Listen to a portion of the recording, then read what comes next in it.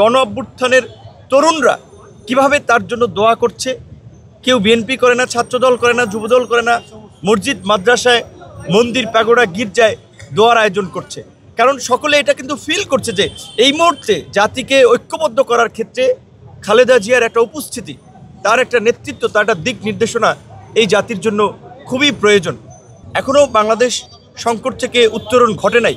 সামনে নির্বাচন আছে, নির্বাচন নিয়েও নানান ধরনের সংকট আছে, পরিস্থিতি ঘোলাটে হচ্ছে।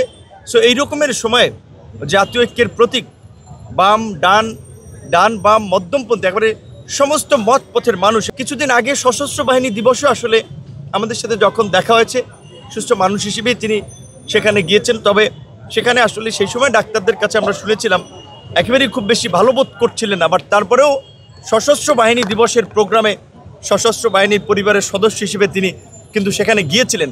ম্যাডামের সাথে তো আসলে ওইভাবে তার ডাক্তার ব্যতীত কারোই কথা বলার সুযোগ নাই, এবং এই মুহূর্তে তাকে কথা বলতে দেওয়া হয় নাই।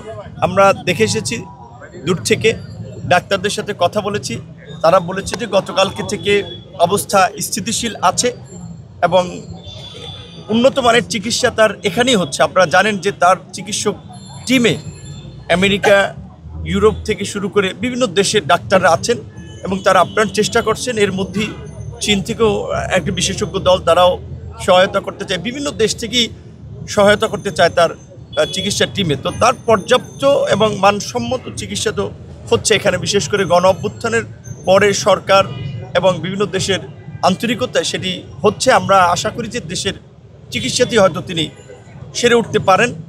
আর যদি তার ফার্দার কোনো ধরনের বাইরে নেওয়ার প্রয়োজন হয়, সেটা তার পরিবার এবং ডাক্তারদের পরামর্শে সিদ্ধান্ত হবে। এই মুহূর্তে ডাক্তাররা, তার দলের নেতারা সবাই তার জন্য দোয়া চেয়েছেন। আমরাও দোয়া করি এবং দেশবাসীকেও বলবো যে তার জন্য দোয়া করতে। কারণ তিনি এখন ব্যক্তি বা দলের নেতৃত্বের পর্যায়ে নাই, তিনি সারা দেশের মানুষের মাথার মুকুটে পরিণত হয়েছেন। দলমত নির্বিশেষে জাতীয় ঐক্যের প্রতীকে পরিণত হয়েছেন। দেশের জন্য, আমাদের জন্য, আমাদের ভবিষ্যৎ প্রজন্মের জন্য তার নেতৃত্ব অন্তত এই মুহূর্তে খুবই প্রয়োজন, আমরা এটা ফিল করি।